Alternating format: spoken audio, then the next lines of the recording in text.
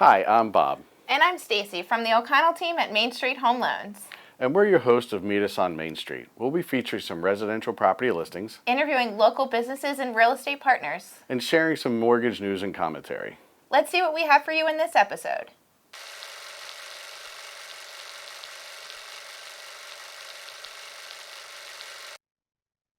Hey everyone, Bob O'Connell here from the O'Connell team of Main Street Home Loans. Today we're going to go over some different options in terms of financing on how to handle a buyer paying realtor commissions in a transaction.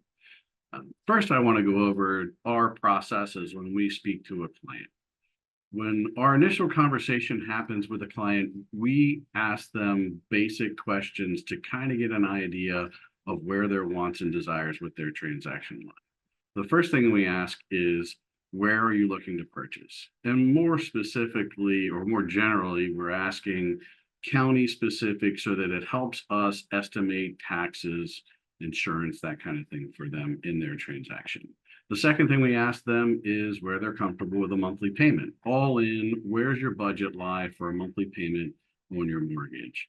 And lastly, how much is your preference for cash to close? How much money do you want to put towards this transaction?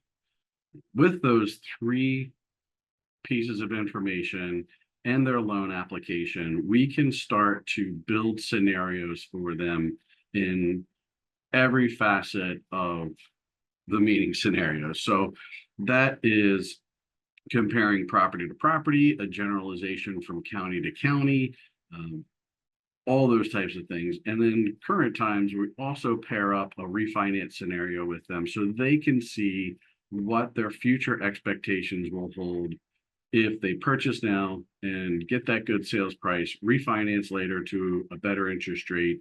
And with the difference in their monthly payment, we can then lead into the conversation of, what do we do with that money? Do we invest it? Do we keep making that mortgage payment and pay down our principal faster? And how do those things look for us for building wealth?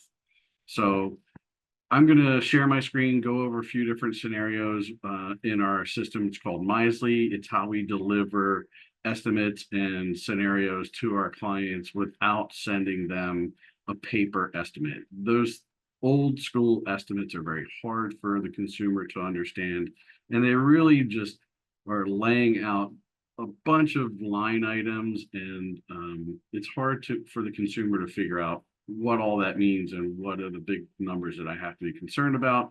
What's my monthly payment? What's my cash to close? And those things tend to get lost in there. So Misely is designed to help simplify that information and quickly and easily allow them to compare scenarios to each other. And then in the future, we start looking at how to build financial wealth for them. I'm going to quickly go through a couple different scenarios. I'm going to share my screen and we're going to look at base scenarios once they're under contract, some other financial wealth building scenarios, and then I'll show you in Misely the different scenarios of how it affects them if the buyer's paying the commissions, sellers paying the commissions, a finance option, that kind of thing. So let's get in and I'll share my screen. All right. So when the client first logs into their portal, into their web page, they'll see the different scenarios that we've lined out for them. In this one, we're looking at the comparison of a Baltimore City property and a Baltimore County property, both at the same sales price of $180,000. And immediately you'll see that they are presented with, what's my monthly payment? What's my cash to close? In this scenario, they have some down payment assistance happening, but they can immediately see the difference between the county monthly payment and the city monthly payment and cash to close. So just a very basic two scenario comparison. This can be two properties. There can be multiple properties, multiple loan scenarios, but I just wanted to outline the basics. And as they scroll down, they can see the terms of their loan, the loan amount, the loan to value, interest rate, that kind of stuff. But most importantly, a breakdown of their monthly payment in a graph and their cash to close. We make those two figures very prominent for them because those are the two figures that they most need to be concerned with. And as they scroll through, they'll see all the different line items if they care to scroll down and look at each one individually. And you can see as we switch scenarios, we can color code them. They change colors as they go. Here's another scenario where the client is already under contract and they are in processing and underwriting. And we show their initial scenario. This is a 5% down conventional loan, but also we've added in their refinance scenarios at this point. And there's two. One is, what if we take that difference in their monthly payment when they refi of $176 a month and put it into an investment account? And the other is into principal of the loan. Just keep making that payment, pay down the principal. And you can see on the right here their financial impacts. This is a 10-year analysis with a projected investment rate of, say, a retirement account, if that's where they're putting the money, of 10%. With just their standard purchase, obviously over time, it's just equity that they're getting out of the property. But when they refinance, what happens if we go to putting that money into an investment account? Over 10 years, they're going to have not only the equity of $142,000, like, well, it's actually a little bit more equity, but they're also going to see that they've built wealth of $167,000 by putting that money into an investment account. And then the putting money into the principal, obviously there's no investment account proceeds or interest at that point. It's all gone into the principal of their loan. So now their total equity over 10 years is $256,000.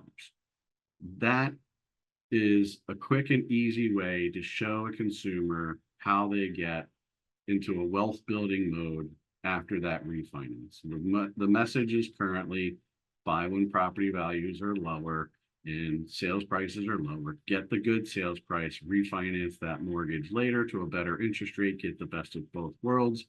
And this is how we show them afterward, as they're purchasing, what happens afterwards and how to build wealth. Once again, you can see those scenarios at the bottom here. So let's look at, if we were to take that money and we were to put it into an investment account, here's that 10-year mark, that gray area. Then if you go down the line chart, it's basically going to show them that in year 13, they would have 13, 14, right around there. They'd have enough money in their investment account or their retirement account to pay that mortgage off. Depending on age, they may not opt for that. They might opt for something with a little bit less interest, a little more liquid, and we can build those scenarios for them as well.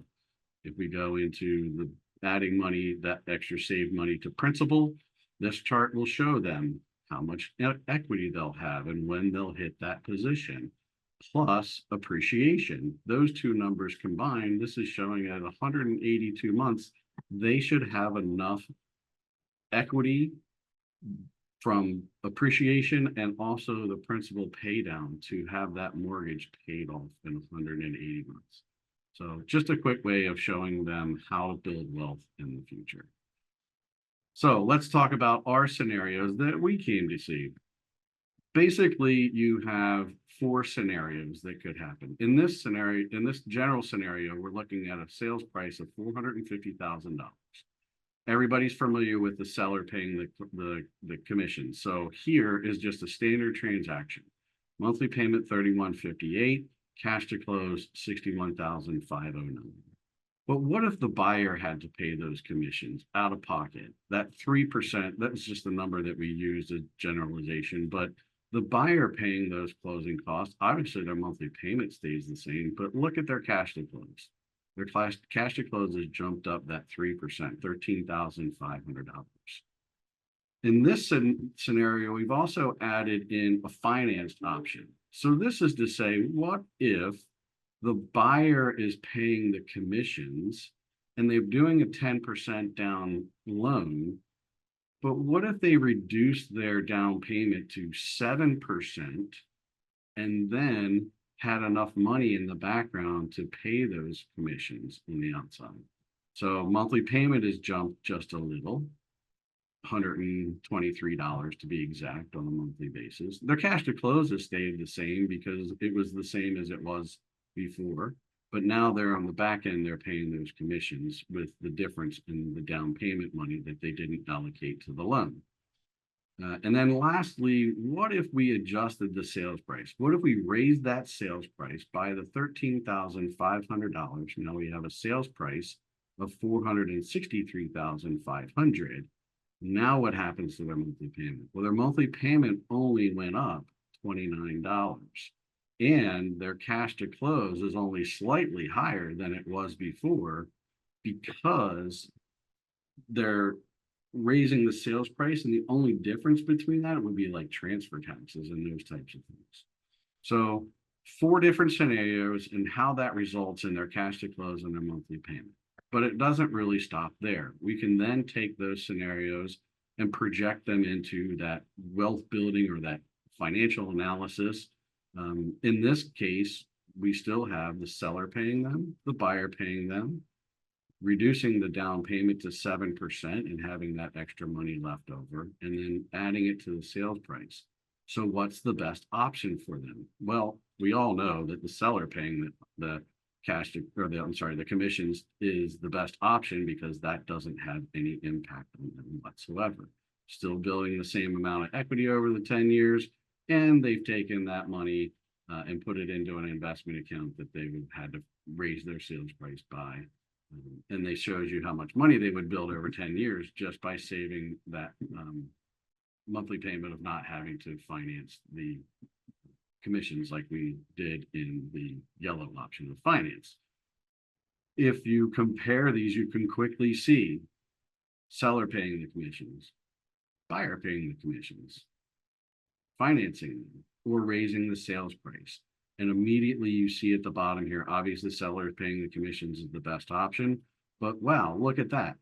301,906 is their total financial impact, their total equity build, and also that little bit of money that they save, they're still throwing it into an investment account and making money on it. So we can quickly show them, here's the four different ways that we can attack this. And the best solution for you is obviously the seller paying it. The next best solution is having raised the sales price to cover it. The third one is you paying all of it. And the last one is obviously lowering your down payment to save that money. So hopefully this was helpful for everyone. If you like, please feel free to share this video with your friends in the industry. If anybody would like us to come to their office or team meetings to deliver the same message to everyone in the office or team, please feel free to contact Stacy or I, and we will be happy to do that for you.